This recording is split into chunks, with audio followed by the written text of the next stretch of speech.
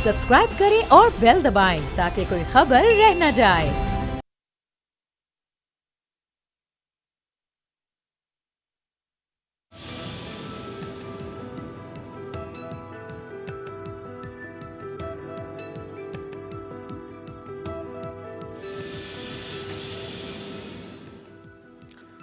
अस्सलाम वालेकुम व्यूअर्स, मैं हूं अमीर अब्बास और आप देख रहे हैं तब्दीली। आज 9 अगस्त 2020 है और आज से 75 साल पहले अमेरिका ने 9 अगस्त 1945 को आज ही के दिन जापान के शहर नागासाकी और 6 अगस्त 1945 को जापान के शहर हिरोशिमा पर एटमी हमला करके इंसानी तारीख की सबसे बड़ी तबाही बर्पा की थी। एटम बम ने फटते ही जमीन का दर्जा हरारत तकरीबन 4000 डिग्री तक पहुंचा दिया और इस दर्जा हरारत ने इंसानी वजूद से लेकर लोहे और पत्थरों तक को पिघला कर रख दिया और अगले आधे घंटे में हिरोशिमा शहर की 76,000 इमारतों में से 90% या तो मलबे का ढेर बन गई, आग में झुलसने लगी। कुछ ही देर में हिरोशिमा शहर का दरिया लाशों से अट गया। हिरोशिमा की 4,20,000 की आबादी में 80,000 लोग बम फटते ही मौत की वादी में चले गए और 1945 के आखिर तक जख्मों से चूर 61,000 मजीद लोग मौत की वादी में चले गए। यूं सिर्फ एक साल में हिरोशिमा की 4,20,000 की आबादी में 1,41,000 लोग लुक़्मा अजल बन गए। जब नागासाकी शहर पर बम गिरा तो आनन फानन 80,000 लोगों के चीथड़े उड़ गए।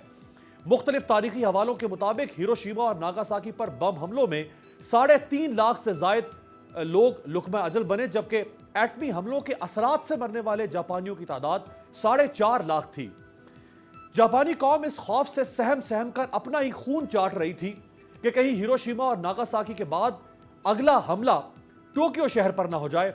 लेकिन जापान ने इसी खौफ से एटमी हमलों के बाद 15 अगस्त को शिकस्त तस्लीम करके एटमी हथियार डाल दिए और जंग अजीम दोयम के अख्ताम पर मजमूई तौर पर जापान में 25 लाख लोग लुक़्मा अजल बन गए। जापान के शहर खंडर बन गए। सनत मवासलात का निज़ाम और शहराएं बुरी तरह मुतासर हुई। कई सालों के लिए जापानी कौम खुराक की कमी का शिकार हो गई। अमरीकी बमबारी ने बस्तियों की बस्तियां उजाड़ दी। जब दूसरी जंग अजीम 1945 में खत्म हुई तो जापान का फीकस जीडीपी एक साल पहले यानी 1944 की निस्बत 50% से नीचे गिर गया।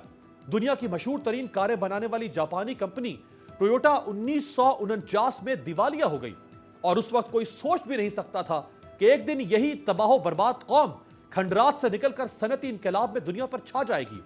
एटमी हमलों के बाद जापान की लीडरशिप ने पत्थरों और इमारतों के तबाहहाल ढांचे से एक नई कौम खड़ी करने का वादा किया। जापानियों ने 1946 से 1990 तक वो इंसानी मोजज़े दिखाए जिसका इंसान कभी तसव्वुर भी नहीं कर सकता था। जंग के खात्मे के बाद जापान को शिगेरो योशिदा और हयातो इकेदा जैसे वज़ीर-ए-आज़म मिले जिन्होंने तबाहहाल जापान की क़यादत की। जंग से तबाहहाल हिरोशिमा शहर को नए सिरे से तामीर किया गया।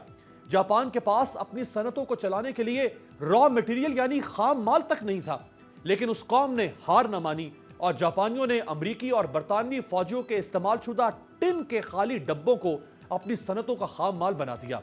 जापान ने अपनी कौम को जाहिल और अनपढ़ रखने के बजाय उनकी तालीम पर खुसूसी तवज्जो दी। इसका अंदाजा आप इससे लगा सकते हैं कि 1980 तक जापान की 67% कंपनियां उनके डायरेक्टर्स या तो इंजीनियरिंग की डिग्री रखते थे या अप्लाइड साइंसेस की। 1947 में तालीम को बुनियादी हक बनाने के लिए कानून साजी की गई। 6 से 9 साल तक की उम्र के बच्चों के लिए तालीम को लाजमी करार दिया गया। जापान एटमी हमलों के सिर्फ 19 साल बाद शिंकानसन नाम का तेज तरीन, जिसको बुलेट रेलवे नेटवर्क कहते हैं, वो कायम करने वाला दुनिया का पहला मुल्क बन गया। दूसरी जंग अजीम के खात्मे के सिर्फ 28 सालों में जापान का फीकस जीडीपी जिन मुल्कों ने जापान को तबाह किया था यानी बरतानिया के फीकस जीडीपी का 95% और अमेरिका के फीकस जीडीपी का तकरीबन 69% हो चुका था। 1980 तक दुनिया की इलेक्ट्रॉनिक्स मार्केट का 80% जापान की मिल्कियत बन चुका था और दुनिया उस चीज को खरीदने में फख्र और अजमत महसूस करती थी जिस पर मेड इन जापान लिखा होता था। 1950 से 60 की दिहाई तक जापान ने सालाना 10.5% शरह से तरक्की की, जबकि उस वक्त बाकी दुनिया की तरक्की की शरह 5% से भी कम थी। 1950 में जापान की फीकस आमदन एथोपिया, सोमालिया के बराबर और मुत्तहिदा हिंदुस्तान से 40% कम थी और उस वक्त امریکہ کے وزیر خارجہ جان فاسٹر نے جاپانی قوم پر طنز کرتے ہوئے کہا تھا کہ جاپان امریکہ کی منڈیوں کی طرف دیکھنا چھوڑ دے، کیونکہ جاپان ایسا کچھ نہیں بناتا جو ہم امریکی خرید سکیں یا جو ہمارے شایان شان ہو، لیکن آج امریکہ کا کوئی ایسا گھر نہیں جہاں میڈ ان جاپان سامان دستیاب نہ ہو۔ 1945 میں جو جاپان زمیں بوس ہو گیا تھا، وہی جاپان ٹھیک 19 سال کے بعد 1964 میں ٹوکیو شہر میں اولمپکس مقابلوں کی میزبانی کر رہا تھا۔ جو قوم ایٹمی حملوں کی خاک سے اٹھی تھی، اس قوم نے 1964 کے اولمپکس میں دنیا کے 93 ملکوں میں تیسری پوزیشن حاصل کی۔ ان اولمپکس مقابلوں کی تیاری کے لیے جاپانی قوم نے کمر کس لی، انہوں نے بڑی بڑی شاہراہیں بنائیں، ایئرپورٹس کو جدید شکل دی، شنکانسن بلٹ ٹرین چلائی اور ملبے میں دبے جاپان کو ترقی کی شاہراہ پر ڈال دیا۔ 60 کی دہائی میں جاپانیوں کے گھروں میں فریج، ٹیلی ویژن اور واشنگ مشین جیسی سہولیات پہنچ چکی تھی۔ تباہی کے 23 سال کے بعد 1968 میں جاپان امریکہ کے بعد دوسری بڑی معیشت اور 1970 تک جاپانی قوم امریکہ اور سوویت یونین کے بعد دنیا کی تیسری بڑی صنعتی قوم بن چکی تھی۔ 1970 سے 2010 تک دنیا کی دوسری بڑی معیشت کا اعزاز کوئی بھی جاپان سے چھین نہیں سکا۔ یہ ہے جاپان کی تاریخ، اور اس پر جتنے پروگرام کیے اتنے ہی کم ہوں گے کہ جاپان نے 1945 سے لے کر آج تک ترقی کی منازل کیسے طے کی۔ ایک پاکستان ہے جس کو اللہ تعالیٰ نے کسی بھی ایسی آفت، مصیبت، عذاب یا ناگہانی مصیبت میں مبتلا نہیں کیا جس مصیبت سے جاپانی قوم گزری تھی۔ لیکن آج جاپان کی ترقی کہاں ہے اور پاکستان کی ترقی کہاں ہے؟ کہاں ہے یہ مسئلہ کہ پاکستان جاپان نہیں بن سکا؟ میرے ساتھ جو 3 معتبر شخصیات موجود ہیں، جنرل ریٹائرڈ عبدالقادر بلوچ صاحب، سابق وفاقی وزیر، سینئر ممبر پاکستان مسلم لیگ نواز، ہمیں ویڈیو لنک پہ جوائن کر رہے ہیں، سر آپ کا بہت شکریہ۔ چودھری منظور صاحب، honourable senior member Pakistan Peoples Party, ہمارے ساتھ ویڈیو لنک پہ ہیں، اور فیض اللہ کموکا صاحب، رکن قومی اسمبلی پاکستان تحریک انصاف اور چیئرمین ہیں اسٹینڈنگ کمیٹی آن فائنانس، ہمارے ساتھ ویڈیو لنک پہ ہیں۔ سر آپ کا بھی بہت شکریہ۔ جنرل عبدالقادر بلوچ صاحب، ہماری جو یہاں کی سیاست ہے اس پہ تو بات کرتے ہیں، لیکن جو میں نے جاپان کے حوالے سے، چونکہ آج 9 اگست کا دن تھا، کہاں پہ مسئلہ ہے سر؟ جاپان کی طرح تو ہم نے مصیبت نہیں جھیلی جو اس قوم نے جھیلی تھی۔ بسم اللہ الرحمن الرحیم۔ تنویر عباس بھائی، جب آپ ریزیومے دے رہے تھے، تاریخی پس منظر بیان کرنے کی کوشش کر رہے تھے، تو میں متواتر سوچ رہا تھا کہ آپ کیا ثابت کرنا چاہتے ہیں اور کس قسم کی بحث ہم سے چاہتے ہیں۔ وہ جاپان نے جو کچھ کیا، جاپان تو تباہ و برباد ہوا، کچھ بھی ان کے پاس نہیں بچا، اور پوری دنیا کے وہ ٹارگٹ بن گئے، اور ان کے ساتھ جو ظلم کیا گیا آج تک اس کا ذکر ہو رہا ہے۔ اس کے باوجود وہاں سے اٹھے اور کہاں سے کہاں پہنچ گئے۔ ہمارے ساتھ تو اس قسم کی کوئی کارروائی نہیں کی گئی تھی، سوائے اس کے کہ جس وقت پارٹیشن ہوا اس وقت جو ہے خون بہا بہت زیادہ، پنجاب میں بہت زیادہ خون بہا، خون کے دریا بہے، لیکن بطور قوم کے ہمارا انفراسٹرکچر اسی طریقے سے جو پورشن ہمارے حصے میں آیا وہ اسی طرح سے برقرار تھا۔ روڈیں بھی تھے، یہاں پر انڈسٹری بھی تھوڑی بہت تھی، جو کچھ بھی تھا، اور ان کے پاس تو کچھ بھی نہیں تھا۔ ہم کیا کر پائے اور کیوں نہیں کر پائے اور کہاں پہ کھڑے ہیں، اگر کوئی تجزیہ کرنا چاہے، مقابلہ کرنا چاہے، تو قومی میں فرق نہیں ہوتا ہے۔ قومی تو قوموں کے بارے میں چائنیز کے بارے میں کہتے تھے کہ وہ کیا کہتے ہیں، نشہ کرنے والی قوم ہے، نشہ کرنے والی قوم اور تباہ و برباد اور یہ اور وہ والی قوم ہے، ٹھیک ہے افیم کھانے والی ادھر پہ۔ لیکن بنیادی طور پر قوموں کو جو اٹھاتے ہیں، ترقی کے منازل طے کراتے ہیں، ملک ان اسٹیجز پہ پہنچ جاتے ہیں جہاں پر جاپان پہنچ گیا، جرمنی پہنچ گیا، تو یہ قیادت کی وجہ سے ہوتا ہے۔ اور قیادت انفارچونیٹلی ہمارے ملک میں اگر فیلیور رہا ہے تو صرف قیادت کی ہے۔ پاکستانی قوم کسی سے کم نہیں ہے، چین کے نشیوں سے نہ کم ہے، نہ جاپان کے بوروں سے کم ہے، ٹھیک ہے، کسی سے کم نہیں ہے۔ اگر مسئلہ ہے تو قیادت کا ہے۔ انفارچونیٹلی آج تک ہم وہ قیادت نہیں پیدا کر سکے۔ آج بھی مجھے دکھ سے کہنا پڑتا ہے، اگر ہم میں قائد ہیں، جو کچھ بھی ہے کسی بھی پارٹی کا، وہ بہت چھوٹے لیول کے لوگ ہیں۔ ہمارے قائدین میں جو اس وقت موجود ہیں، چاہے وہ میری پارٹی ہو، چاہے وہ رولنگ پارٹی ہو، چاہے پیپلز پارٹی ہو، کچھ بھی ہو، ان میں وہ اہلیت نہیں ہے کہ پاکستان کو جاپان بنا سکیں۔ 72 سال ہم نے ضائع کر دیے، 72 سال اور گزریں گے تو پرابیبلی ہمارا لیول अभी आदमी क्या बताए, क्या शर्म की बात है कि श्रीलंका भी आगे, बांग्लादेश भी आगे, मालदीव भी आगे, भूटान भी आगे और सिक्किम भी आगे। क्या सर तो क्यादत की रिक्वायरमेंट है। क्या और बात है सर, क्यादत के बाद फिर एक और चीज जो बहुत जरूरी है जनरल साहब वो ये है कि परमिनेंस। एक कुछ कम से कम कुछ अरसे के लिए जो भी क्यादत आ जाए उसको टाइम मिलना चाहिए। ये जो हमारे मुल्क में एक रीत पड़ी हुई है कि जिस दिन हुकूमत बनी, जिस किस्म की हुकूमत है, आइन के मुताबिक उसको इंस्टॉल कर लेते हो, उसकी स्वेरिंग इन सेरेमनी होती है, वो कैबिनेट बनाते हैं, वजीर आज़म बनते हैं, चाहे वो नवाज शरीफ था, चाहे उससे पहले यूसुफ रज़ा गिलानी था, या अभी इमरान खान है। जिस दिन वो ओथ लेता है उसी दिन हम लोग शुरू होकर उसकी टांग खींचना शुरू कर देते हैं और एक जंग शुरू हो जाती है एक दूसरे को गाली गलौच पे, और 5 साल गुजर जाते हैं। 5 साल के बाद फिर वही हम बोने जाके दोबारा खड़े हो जाते हैं इलेक्शन करने के लिए, कार्रवाई करने के लिए।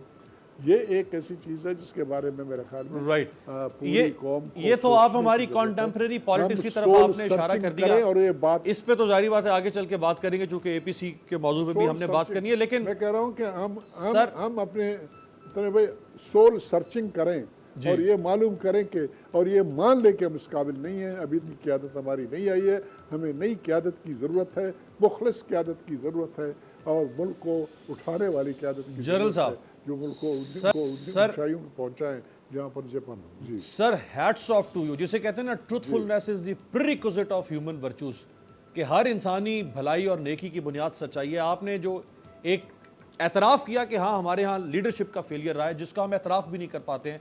चौधरी मंजूर साहब, इस चीज़ से कता नज़र के फ़ौज थी, सियासतदान थे, दोनों आते रहे, ना फ़ौज कामयाब हो सकी ना सियासतदान कामयाब हो सके, दोनों एक दूसरे पर नज़ला या मलबा गिराते रहे।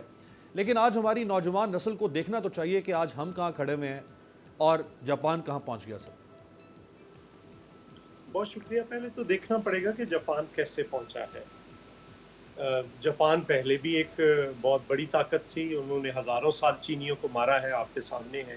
वो एक बहुत बड़ा उस वक्त एक साम्राज्य मुल्क गिना जाता था इलाके के अंदर। और पर्ल हार्बर के अंदर जिस तरह से उनके तैयारों ने अटैक किया था अमेरिकन फोर्सेस को, अमेरिकन के उनके जहाज़ों को, उन्होंने तबाही मचा दी थी। उसके बाद ये एटम बम फेंके गए।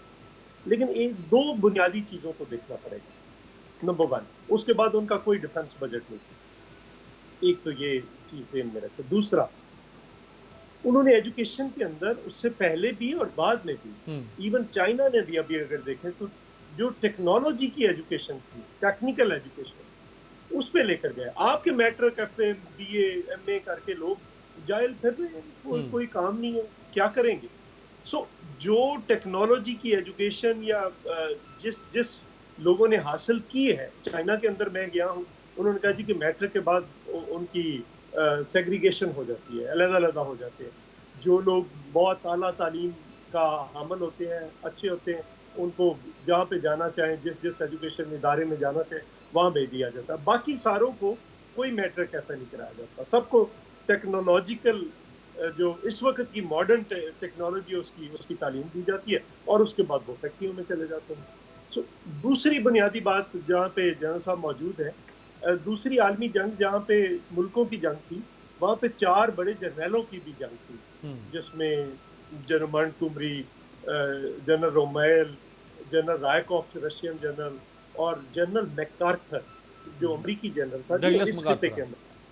जी, मैकार्थर ने क्या किया, अगर आप भी आज पढ़े तो जितना साउथ ईस्ट एशिया है, यहाँ पे चूंकि लाल आंधी को रोकना था, उन्होंने चाइना के अंदर रेवोल्यूशन हो गया, बाकी रेवोल्यूशन तेजी के साथ आ रहे थे, तो उसने लैंड रिफॉर्म्स की। यहाँ पे इतनी बड़ी लैंड रिफॉर्म्स कोई बाएं बाजू का बंदा भी नहीं कर सका।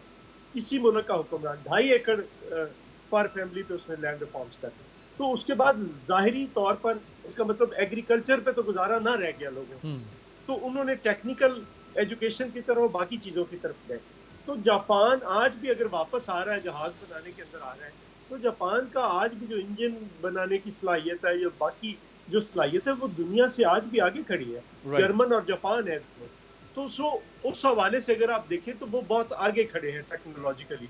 तो वो कोई कंपैरिजन नहीं है पाकिस्तान का उसके साथ। हाँ, जनरल साहब ने बात की, जो लीडर था उसको हमने कत्ल कर दिया। जुल्फिकार अली भुट्टो ने 5 साल के अंदर چیزیں تبدیل کر دی تھی. صحیح. آئین بنا دیا 1972 کے اندر، ایک سال کے اندر اندر ملتان کے اندر ایٹمی ٹیکنالوجی کے اوپر ایک پوری کانفرنس کی، جس میں نہ صرف سائنسدان بلکہ سارے ٹیکنیشین بھی بلائے گئے، اور وہاں پہ ملتان کے اندر فیصلہ ہوا کہ ہم نے کیا کرنا تھا. اسٹیل مل کی بنیاد رکھی بھٹو صاحب نے، بے شمار منصوبے بلا شبہ رکھی. آپ ہیوی میکینیکل کمپلیکس دیکھ لیں، آپ الیکٹریکل کمپلیکس دیکھ لیں، یہ ایسی چیزیں تھی جو بنیادیں تھی. آپ ٹی آئی پی دیکھ لیں، ایسی چیزیں تھی جو ایسی اگر ان کو اکٹھا کیا جائے، ایکیومولیٹ کیا جائے، تو آپ اس میں جو مرضی بنا سکتے تھے. بالکل. لیکن المیہ یہ ہے کہ ہم نے قتل کر کے تو پھر آقاؤں کے کہنے ظاہری بات ہے وہ ایک تاریخ بن گئی.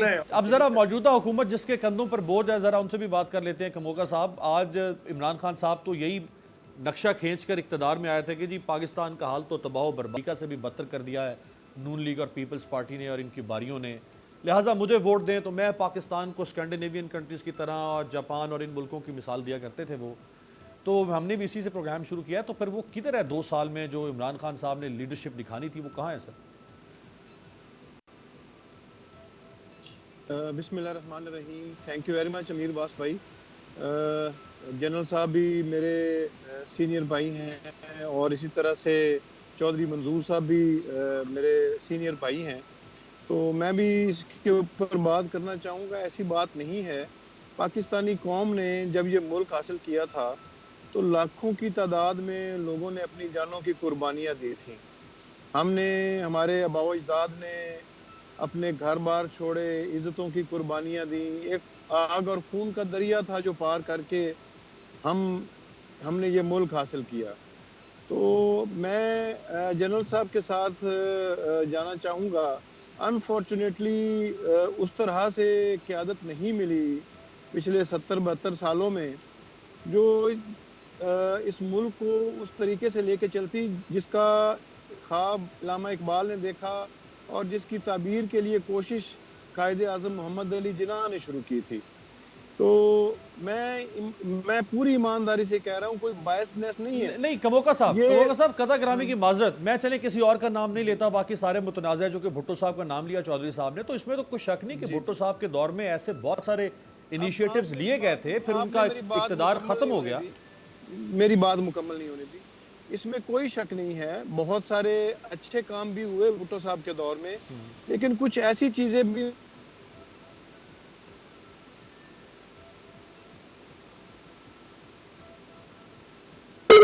آواز نہیں آ رہی.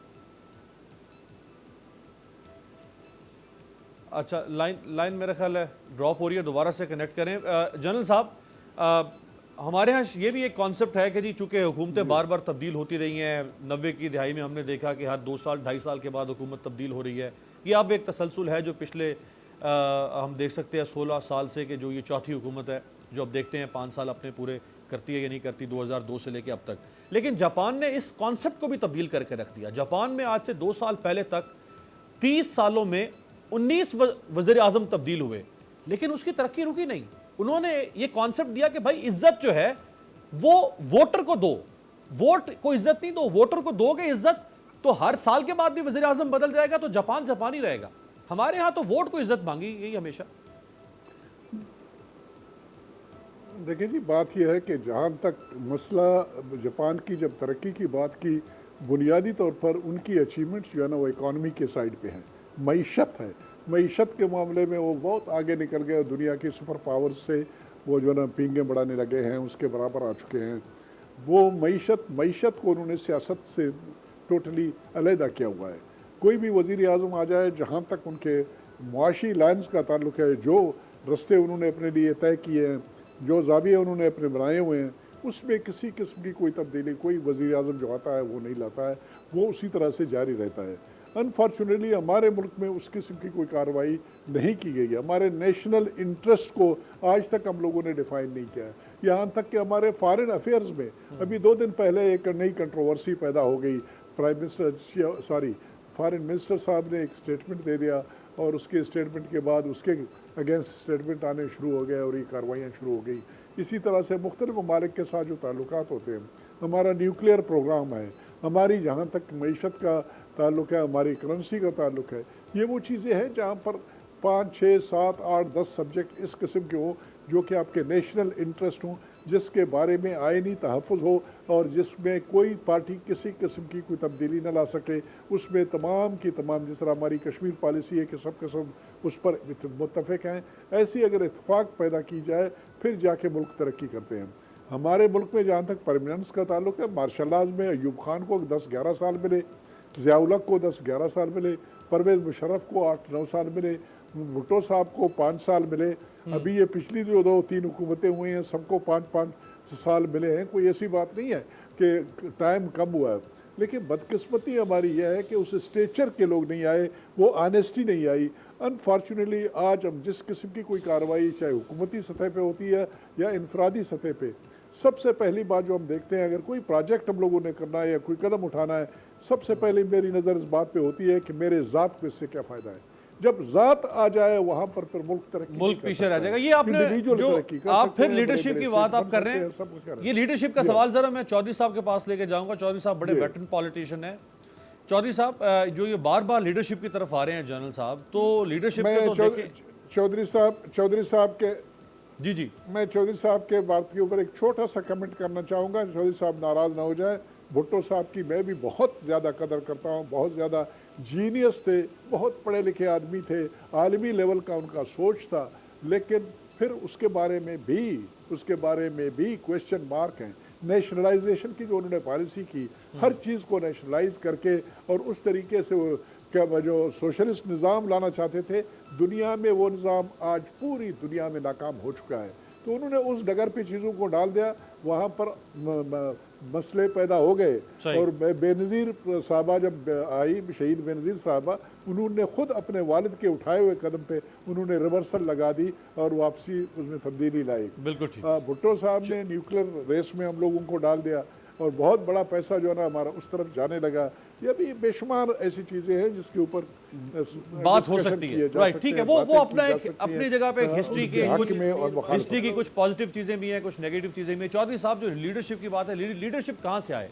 जब हमारे यहाँ डायनेस्टिक पॉलिटिक्स भी ख़त्म होने का नाम नहीं ले रही है, जब लोकल गवर्नमेंट सिस्टम जिसको नर्सरी कहा जाता है उसको ना PMLN ने मजबूत किया, तहरीक इंसाफ ने भी 2 साल से पंजाब में, आप तो खुद पंजाब के रहने वाले हैं, 2 साल से इन्होंने भी उनको सस्पेंड किया हुआ है। आपके ऊपर भी पीपल्स पार्टी पे भी सिंध में है कि जी आप भी लोकल गवर्नमेंट को मजबूत नहीं करते रहे, तो फिर लीडरशिप कहाँ से आएगी जो जनरल साहब कह रहे हैं? नहीं, देखिए, दुनिया में लीडरशिप्स मुख्तलिफ ज़ावियों से आती है। पहली तो बात यह है कि सिर्फ लोकल गवर्नमेंट से नहीं आती, ट्रेड यूनियन से आती है। जर्मी कॉर्बन कहाँ से आया था? ये अभी जिसने प्राइम मिनिस्टर का इलेक्शन लड़ा, वो तो खुद एक ड्राइवर था ट्रेन का। तो ये फिर किसानों से आती है। मौजूद तो कौन था? किसान था। फिर अगर आप देखें तो स्टूडेंट से आती है। सो अगर आप ट्रेड यूनियंस खात्मा कर देंगे, किसानों की तंजीमों को बंदी लगा देंगे, तलबा की तंजीमों को बंदी लगा देंगे, और फिर आप कहें जी कि लीडरशिप क्यों नहीं आ रही, तो लीडरशिप कहाँ से आएगी? आपने लीडरशिप का गला तो घोट दिया। तो फिर ये सरमायादारों के, ब्यूरोक्रेट्स के, जागीरदारों के नायल बच्चे ही आएंगे जो इस वक्त आपको पॉलिटिक्स के अंदर नजर आते हैं। हमारे जैसे लोग जो स्टूडेंट्स पॉलिटिक्स से आए हैं, वो पूरी एक लॉट थी। अगर आप आज भी देख लें उस लॉट को, तो वो जब बोल रहे होंगे, बात कर रहे होंगे, कोई काम कर रहे होंगे, तो वो दूसरों से आपको आगे नजर आएंगे, क्योंकि वो एक ट्रेनिंग के जरिए आगे आते हैं। आपने वो खत्म कर दिया। दूसरी बात यह है कि जिस चीज़ को जनरल साहब नेगेटिव बात कर रहे हैं, मेरे नज़दीक वो पॉजिटिव है। मतलब अगर नेशनलाइजेशन ना होती, बैंक्स नेशनलाइज ना होते, तो ये आज जो आपको इंडस्ट्री नजर आती है, ये तो सिर्फ 22 सेठ थे जो सिर्फ अपनी इंडस्ट्रियां लगाते थे, किसी और को तो कर्जा ही नहीं मिलता था। तो ये एक ऐसी चीज है, अगर आज ये कह रहे हैं कि सोशलिज्म फेल हो गया है, तो सरमायादारी कौन सी कामयाब होगी? आप जिस जापान की मिसाल दे रहे हैं, पिछली 2 दहाइयों में तो वो स्टैग्नेशन का निशान है, का शिकार है, और वहां पे डिफ्लेशन हो रही है। अगर आप देखें तो उनकी जो इंटरेस्ट रेट है वो 0% चल रहा है। तो वहां पे कोई इन्वेस्टमेंट नहीं हो रही, नई इंडस्ट्री नहीं लग रही। जो पहले की मौजूद इंडस्ट्रीज है वो अपनी पैदावार को कट कर रही है, तो तब वो जाकर मुनाफा कमा रही है। वो चीज नहीं है जो 1945 से 1975 तक का बूम था, फिर उसके बाद दोबारा एक शॉर्ट बूम आया सरमायादारी का। आज तो नहीं है। आज तो दुनिया की बड़ी बड़ी मुश्किलें जो है वो तबाह बर्बाद है। दूसरी बात, कौमें अजीम नहीं होती। देखिए, आज जो भी कौमें, जिसको अजीम आप कहेंगे या जो कुछ मर्जी कह लें, वो एडवांसमेंट किसकी है? साइंस और टेक्नोलॉजी की बुनियाद पर है। अमेरिका कितना बड़ा मुल्क है, जापान कितना बड़ा मुल्क है, जर्मनी कितना बड़ा मुल्क है, किस बुनियाद पर आगे? फ्रांस कितना बड़ा मुल्क है? वो सिर्फ टेक्नोलॉजी और साइंस और टेक्नोलॉजी की बुनियाद पर उनके हाथ में है। जो साइंस और टेक्नोलॉजी है, उनके पास तरक्की है, वो दुनिया की ताकतें हैं। जिनके पास ये नहीं है, वो नहीं है। आप जितनी मर्जी बड़ी ताकत, चाइना ने क्या किया? चाइना पिछले 20 साल के अंदर अंदर देखते साइंस टेक्नोलॉजी एजुकेशन जिसका पहले भी आपने हवाला दिया, लेकिन वो भी बहरहाल फिर हुक्मरानों ने करना था ना। आज पाकिस्तान में कहाँ खड़ा हुआ है, पाकिस्तान टेक्नोलॉजी में कहाँ खड़ा हुआ है, पाकिस्तान का लिटरेसी रेट क्या है, पाकिस्तान की जो R&D रिसर्च एंड डेवलपमेंट का बजट क्या है? दुनिया में सबसे कम तरीन, शायद 0.02% के करीब है।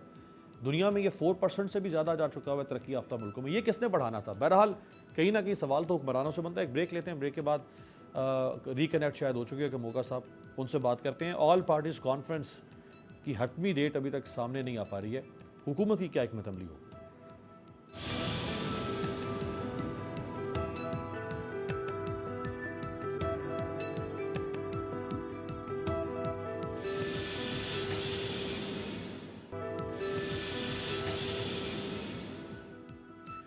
ब्रेक के बाद खुश आमदेद। ईद से पहले अपोजिशन, जिसमें पाकिस्तान पीपल्स पार्टी, मुस्लिम लीग नून और मौलाना साहब बिलखुसूस की जो 3 बड़ी जमातें, इन्होंने ईद के फौरी बाद APC करने की बात की थी। और आज 9 अगस्त है, 1 अगस्त को ईद थी, यानी आप समझ लें कि तकरीबन 8 रोज़ मजीद गुजर गए, लेकिन अभी तक कोई हतमी तारीख सामने नहीं आ पा रही। कमोका साहब, अपोजिशन तो इकट्ठी हो ना हो, लेकिन आप तो यही चाहेंगे कि इनको डिवाइड एंड रूल करें। जी अमीर अब्बास भाई, पहले तो मैं थोड़ा पिछली बात को कंटिन्यू करूंगा। सॉरी, मैं इस वक्त सफ़र में हूं, तो मैं रास्ते में मेरे सिग्नल्स जो थे वीक हो गए फ़ोन के। तो इस वक्त जो दुनिया के अंदर मिसाल है ना जी तरक्की की, अब जापान को लोग कोट नहीं करते, अब चाइना को कोट करते हैं। चाइना ने सोशलिज्म विद चाइनीज़ कैरेक्टरिस्टिक्स के नाम से उन्होंने एक अलग तरह का निज़ाम मुतारिफ कराया, जो आप कह सकते हैं कि एक मिक्स था सोशलिज्म का और कैपिटलिज्म का। और उसके साथ उन्होंने 40 करोड़ लोगों को वो गुर्बत की लकीर से ऊपर लेके आए। और इस वक्त भी बड़ी कामयाबी के साथ जो उनका ग्रोथ रेट है, वो दुनिया में सबसे आगे है। और वो दुनिया की दूसरी बड़ी मईशत है, और अगले चंद सालों में दुनिया की पहले नंबर की मईशत होगी। तो जो हमारे सीखने के लिए बहुत कुछ है चाइना से, हम सीख सकते हैं। जैसे मेरे दोनों सीनियर लीडरान कराम बात कर रहे थे, तो अनफॉर्चुनेटली प्रोज एंड कॉन्स रहे हैं हर दौर के अंदर, लेकिन ज़्यादातर जो परवरी और ज़ातियात को ज़्यादा अहमियत दी गई। लीडर्स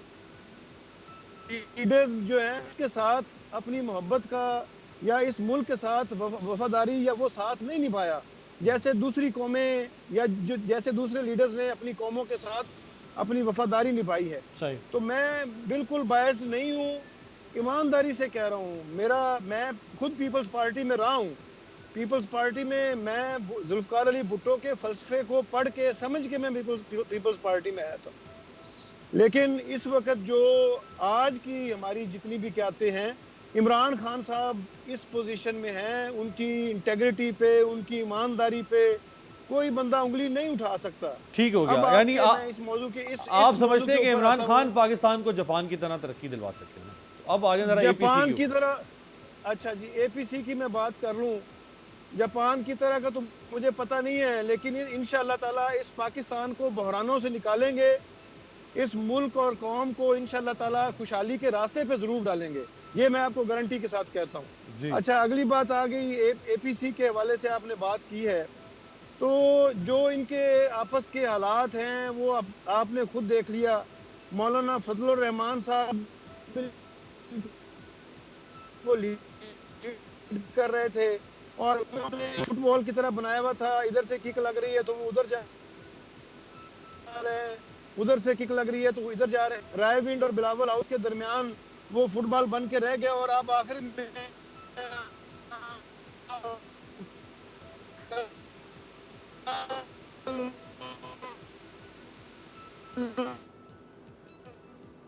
भाई गाड़ी रोक ले एक जगह और बात कर ले, वो ज्यादा बेहतर है। چلے آگے ذرا چلتے ہیں چودھری منظور صاحب کے پاس. یہ شیخ رشید صاحب نے اے پی سی سے متعلق کچھ فرمایا, انہوں نے زرداری صاحب کا بھی ذکر کیا ہے کیونکہ زرداری صاحب کے اوپر کل فرد جرم بھی لگنی ہے. انہوں نے اے پی سی کے حوالے سے ایک بات کہی ہے, وہ ذرا دکھائیں جی. رائٹ جی سر, یہ تو محرم الحرام شروع ہو جائے گا, تو یہ اے پی سی تو آپ کی پھر کھٹائی میں پڑ گئی چودھری صاحب. اچھا, پہلی بات تو یہ ہے کہ میں کسی ایسے آدمی کو سنجیدہ نہیں لیتا جس کے اپنے وہ ہر دنیا پاکستان کے ہر چیز کی طوطا فال روز بیٹھ کر نکالتے ہیں اور اپنے محکمے کے بارے میں انہیں کچھ پتہ نہیں ہے. 100 ایکسیڈنٹ چھوٹا بڑا ہوا ہے, 100 ایکسیڈنٹ, سینکڑوں لوگ مارے گئے, ہزاروں لوگ زخمی ہوئے ہیں, اور یہ واحد محکمہ ہے.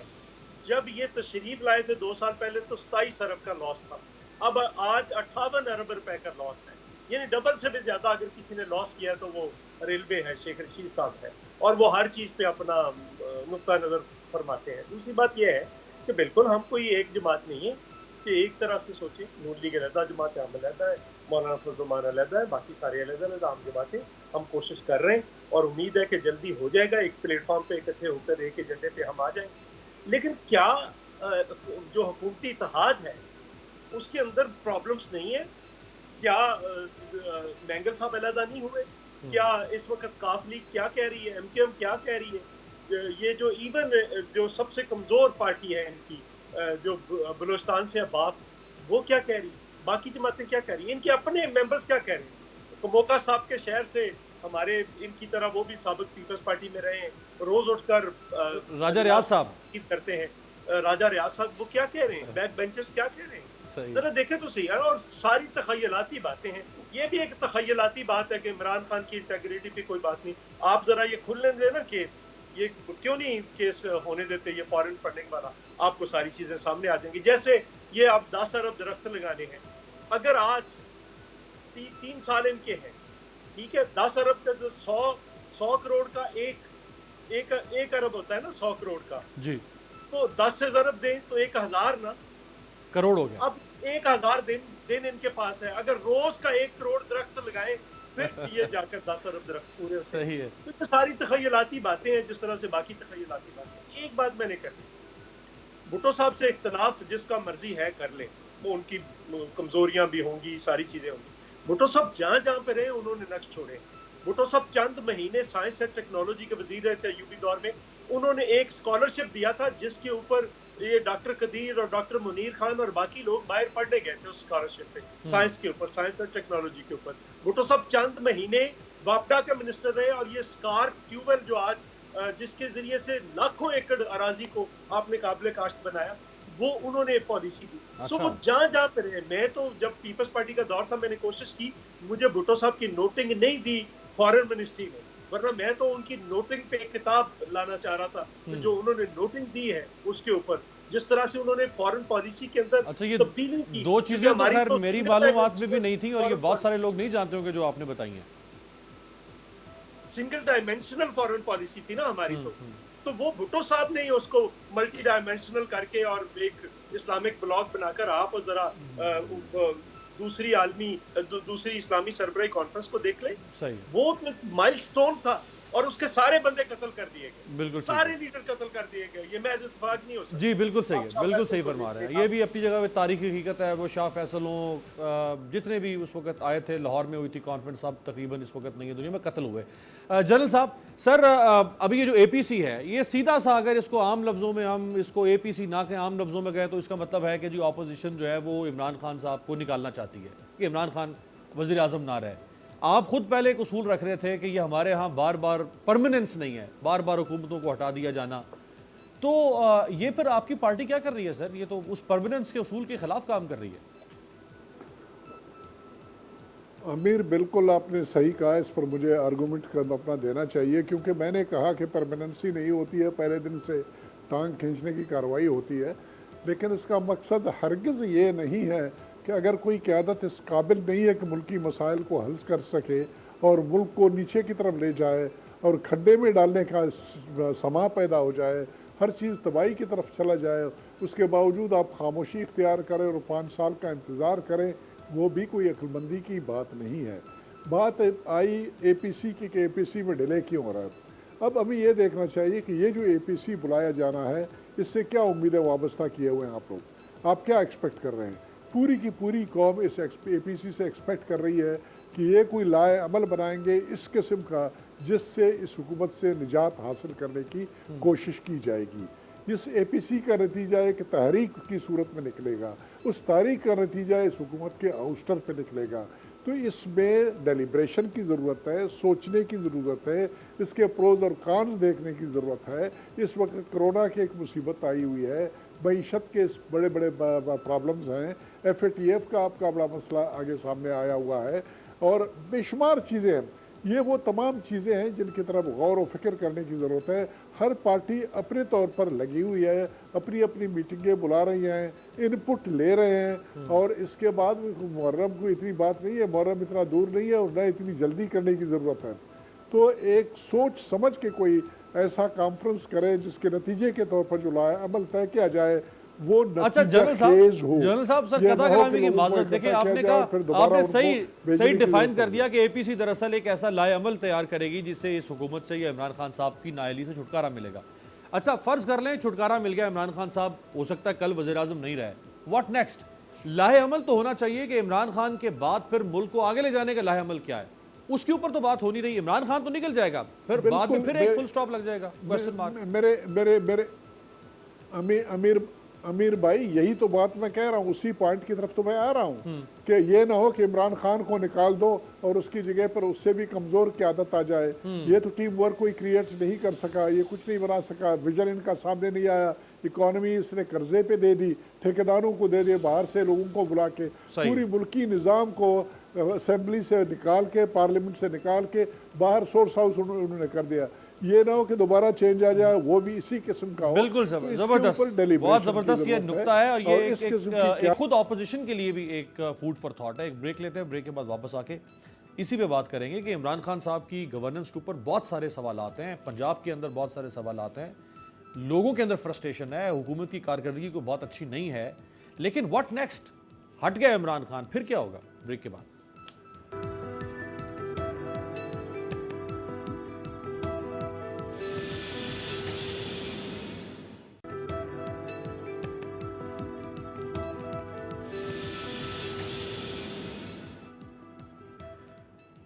ब्रेक के बाद खुश आमदेद। चौधरी साहब सर आपसे स्टार्ट कर लेता हूँ, जो बात पहले कर रहे थे जनरल साहब ब्रेक से पहले, तो उसके बाद ज़रा मैं पूछूंगा कमोका साहब से। अगर इमरान खान साहब चले जाते हैं आपकी APC के दबाव डालने से, आपकी मास मूवमेंट से, आप सड़कों पर आ जाते हैं, उसके बाद फिर जो खला होगा उस खला को पुर करने का भी तो आपको हिकमत अमली कौम के सामने रखना पड़ेगी ना? नहीं देखिए खला क्या होगा, खला इससे ज्यादा क्या हो सकता है। बोरान पे बोरान है, आटे का बोरान, चीनी का बोरान है, तेल का बोरान है, अभी खुराक का कह रहे हैं, चूँकि जो तबाही की है लॉकर्स ने टिड्डी दल ने, उसके बाद एक खुराक का बोरान आने वाला है। उसके बाद कौन सा बोरान है, खारजा पॉलिसी में बोरान है। देख लें आज क्या हो रहा है पाकिस्तान के अंदर, फिर खित्ते के अंदर भी चीज़ें तब्दील हो रही हैं। चाइना का ईरान के ज़्यादा करीब आना, फिर तालिबान के साथ पीस नेगोशिएशन के बाद पाकिस्तान के अंदर मुझे फिर एक बार फंडामेंटलिज्म का और तालिबान का दोबारा उभार नज़र आ रहा है, जिस तरह से मुशर्रफ के दौर में हुआ था। तो ये ऐसी ख़तरनाक चीज़ें हैं जिनकी बुनियाद रखी जा सकती है। अगर हमारे ऊपर किसी को इतराज़ है तो वो ये है कि पाकिस्तान पीपल्स पार्टी ने और नून लीग ने फाटफ के ऊपर वोट दिया है, वो इस बुनियाद किसी नेगोशिएशन या किसी की बुनियाद पर नहीं दिया। हम नहीं चाहते कि पाकिस्तान ब्लैक लिस्ट हो जाए, और अगर ब्लैक लिस्ट हो जाता है, ग्रे से ब्लैक में चले जाता है, तो उसका नतीजा क्या है? पाकिस्तान तो तबाह बर्बाद हो जाएगा। हम तो दुनिया के अंदर बिल्कुल तनहा एक टेररिस्ट स्टेट डिक्लेयर हो जाएंगे कि जो टेररिस्ट फाइनेंसिंग कर रही है दुनिया के अंदर और जो कुछ हो रहा है। सो हम नहीं चाहते कि पाकिस्तान, और इसी तरह से बाकी इश्यूज भी जहाँ पे ऐसे आएंगे जहाँ पे हमारी जरूरत होगी वो हम करेंगे। लेकिन मेरा ये ख्याल है, जाती ख्याल था, एक सियासत के तालिब इल्म होने के नाते, तरह से जनरल साहब को फौज का और वॉर का बहुत एक्सपीरियंस होगा, मैं स्टूडेंट बहुत से पॉलिटिक्स में हूँ। मेरा ख्याल ये है कि अगर सियासी जमातों ने अपना, अपोजिशन के सियासी जमातों ने, उन पे भी प्रेशर है, अगर गवर्नमेंट पे प्रेशर है तो उन पे भी प्रेशर है, अगर अपना रोल अदा ना किया तो लोग शायद अपने तौर पर बाहर निकल आए, शायद इंतजार भी। अच्छा लोग इस अच्छा, कदर मैं ताकत कल जरदारी साहब पे फर्द जुर्म भी लगनी, मैं आपसे उस पर भी एक कॉमेंट ले लूँ। ये उस्मान बुज़दार साहब ने कुछ फरमाया है, उस्मान बुज़दार साहब को भी चूंकि 12 अगस्त को नैब ने तलब कर लिया है, क्या फरमाया वो दिखाएं। राइट सर, एक तो 10 को कल फर्द जुर्म लगनी है जरदारी साहब पे। दूसरा आप देखें, ये हो सकता है उस्मान बुज़दार साहब इसमें गिल्टी हों जिस केस में, लेकिन जो वो बात कर रहे हैं ये बात ऑपोजिशन क्यों नहीं करती कि भाई ठीक है, अगर हमारा दामन साफ है तो हमें किसी के सामने पेश होने पर एतराज़ नहीं है, क्यों नैब और बाकी इदारों के खिलाफ क्यों आप बात करते हैं? नहीं, हम नैब के तो हम चाहते हैं खात्मा करें, चूंकि इसने पार्टियां तोड़ी हैं, मेरे सामने टूटी हैं। 2002 के अंदर पीपल्स पार्टी को पहले तोड़ा गया, नून को तोड़ा गया, फिर जिसको मरोड़ा जाता है, जो जस्टिस खोसा साहब का फैसला है, जस्टिस मकबूल बाकर साहब का है, उसके बाद मौजूदा चीफ जस्टिस फायद ईसा साहब बना, और अभी एशियन ह्यूमन राइट्स वॉच की जो रिपोर्ट आई है, वो सारा तो हमारे मौक़िफ़ की तायद करती सारी अदलिया ने भी और दुनिया की। जैसे हम ये चाहते हैं कि ऐसा इदारा बनाया जाए जो सबका एहतसाब करे, जिसमें ब्यूरोक्रेट, जजेस, जर्नलिस्ट, सियासतदान सबका एहतसाब हो। हम कब एहतसाब से, मैं तो सबसे आगे खड़ा होगा, मैं तो चाहता हूँ कि ऐसा हो, लेकिन मुझे एक एतराज है, अगर जरदारी साहब पे फर्द जुर्म आयद हो सकती है तो जनाब मुशर्रफ पे फर्द जुर्म क्यों नहीं आयद हो सकती? ये वहां पे टेक्नोलॉजी फेल हो जाती, यही प्रॉब्लम है कि आप एक के लिए एक उसूल बनाते हैं, दूसरे के लिए दूसरा। सही है, बिल्कुल ठीक है। तो ये जब तक होगा, एक को गिरफ्तार कर लेते हैं, दूसरे को छोड़ा हुआ है। आप कमोका साहब, ये न करें। कमोका साहब के केस में बुलाया चीफ मिनिस्टर, इसकी बजाय चीनी वाले में बुलाए, गद्दा वाले में बुलाए। जी, कमोका साहब देखें, इसमें कोई शक नहीं कि ऑपोजिशन ने भी आपके लिए मुश्किलात खड़ी की होंगी, लेकिन ज़्यादातर मुश्किलात तो आप अपने लिए खुद खड़ी कर रहे हैं। जब आप, अगर इनका नैब के ऊपर एतराज़ है, आप इनको ऑन बोर्ड नहीं ले रहे हैं, इनको और बहुत सारी चीज़ों पे एतराज़ है, आप इनको ऑन बोर्ड नहीं ले रहे। जब इनको ऑन बोर्ड नहीं लेंगे, कम्युनिकेशन गैप होगा, ये आपके खिलाफ निकलेंगे। अच्छा अमीर अब्बास भाई, ज़रा तसल्ली से सुनिएगा। चौधरी मंजूर साहब अभी बात कर रहे थे, यही नैब थी, ये 2002 की बात कर रहे हैं, तो ये फिर 2008 से लेके 2013 तक की क्यों नहीं बात करते? 2013 से लेके 2018 तक की क्यों नहीं बात करते? क्या उस वक्त इनके पास इख्तियारात नहीं थे इन लोगों के पास कि ये नैब कवानीन में तब्दीली लेके आते? आज बीच चौराहे में ये इनके जो डकैतियां और चोरियां और जो डाके पाकिस्तानी कौम के साथ हुए, जब उनका हिसाब किताब करने का वक्त आया, जो तरमीम ये लेके आए, इन्होंने तो खुद अपने खिलाफ चार्ज शीट पूरी कौम को दिखा दी कि हम नैब में ये तरमीम चाहते हैं, ये तरमीम हम चाहते हैं कि इस तरह से आप ये तरमीम करें ताकि हमारे जो चोरी और डाके के पैसे हैं, हमारी लूटी हुई दौलत है, वो किस तरीके से बच जाए। भाई ऐसे नहीं होता। ये तरमीम किसी भी सूरत हमें जो भी कुर्बानी देनी पड़े, हम देने के लिए तैयार हैं। हम इस एहतसाब के ऊपर जो है वो कॉम्प्रोमाइज करने के लिए तैयार नहीं है। मैं एक ऑफर करता हूं मुझे, अच्छा ऑफर कर रहे हैं वो कमोका साहब, वो ऑफर कर रहे हैं, एक पेशकश सुन लें। एक ऑफर कर रहा हूं, जिस पे नैब का केस है उसको गिरफ्तार कर ले, मुझे कोई एतराज नहीं। चलें कमोका साहब, मसला हल। जी बिल्कुल मैं कह रहा हूँ, जिसके ऊपर भी जो है वो नैब का केस होगा, जिसको भी नैब एक इंडिपेंडेंट इदारा है, वो इदारा नहीं है। बिस्मिल्लाह करें, इमरान खान पे नैब का केस है, चीफ मिनिस्टर केपी पे नैब का केस है, साबिक चीफ मिनिस्टर पे नैब का केस है, मौजूदा चीफ मिनिस्टर पंजाब पे नैब का आपने अपने वक्त में, मैंने आपको बिल्कुल नहीं टोका, आप मेरे सीनियर हैं, इस तरह अच्छा नहीं लगता ना। आपने बात मुकम्मल की है, मुझे बात कर लेने दें, उसके बाद फिर आप बात कर लीजिएगा। रह गई इन पार्टियों की जो है वो एपीसी की आपने बात की थी, तो मैं बिल्कुल आपको कैटेगोरिकली कह रहा हूँ, इनमें सकत नहीं है। ये इनकी पार्टियों के अंदर, अपनी नून लीग के अंदर लड़ाई पड़ी हुई है, वहाँ पे क़यादत किसके पास होगी? क्या कहते हैं, ये बाजू मेरे आजमाए हुए हैं। हाँ जी बिल्कुल, मैं वाज़े लफ्जों में कह रहा हूँ, खुल के ये आप रिकॉर्ड में रख लें, ठीक है? ये इनमें सकत नहीं है। ये पंजाब के अंदर, मैं चौधरी जनरल साहब से दावत देता हूँ, जनरल साहब से इन्होंने मुझे कहा है, मैं भी इनको दावत देता हूँ कि ये पंजाब में निकले सड़कों के ऊपर। बस ठीक है जनरल साहब, पीपल्स पार्टी की ताकत, पीपल्स पार्टी को तो इन्होंने बर्बाद करके रख दिया, तबाह कर दिया इन्होंने। बुजुर्ग हैं आप, लास्ट कंक्लूडिंग रिमार्क्स में आपसे ले लूं। जनरल साहब देखें, चौधरी साहब कह रहे हैं कि जी ये नैब जो है ना वो इंतकाम कर रही है, पीटीआई कह रही है कि जी नैब आप लोग ठीक कर लेते, तो यही चलता रहेगा पिंग पोंग ऐसे ही। क्या यार बोल, ये देखें जी, मैं जहाँ तक नैब का ताल्लुक है, नैब के कवानीन में तब्दीली लाने के लिए चंद दिन पहले इसी हुकूमत ने 4 महीने के लिए एक ऑर्डिनेंस लाया जिसने टोटली नैब के तमाम हिसाब किताब को, उसके डायरेक्शंस को चेंज किया। इसी हुकूमत ने लाया। इस हुकूमत ने इस बात की ज़रूरत महसूस की कि नैब के कवानीन में तब्दीली की ज़रूरत है। सुप्रीम कोर्ट ऑफ पाकिस्तान और इस्लामाबाद हाई कोर्ट और प्रोविंशियल हमारे हाई कोर्ट सब के सब इस बात पे वो बार बार ये ऑब्जर्वेशन दे रहे हैं कि नैब में बुनियादी हकूक़ के खिलाफ वर्जियाँ बेशुमार हो रही हैं और इस किस्म का कानून नहीं है जिसको जारी रहना चाहिए। ये 2 बातें।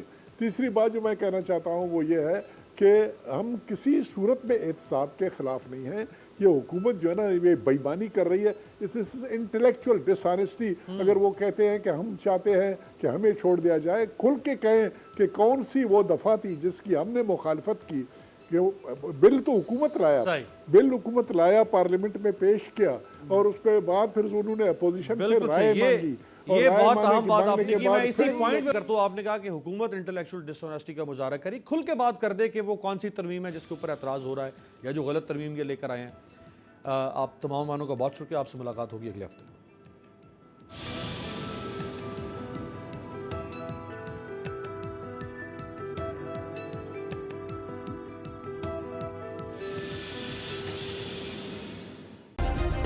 सब्सक्राइब करें और बेल दबाएं ताकि कोई खबर रह न जाए।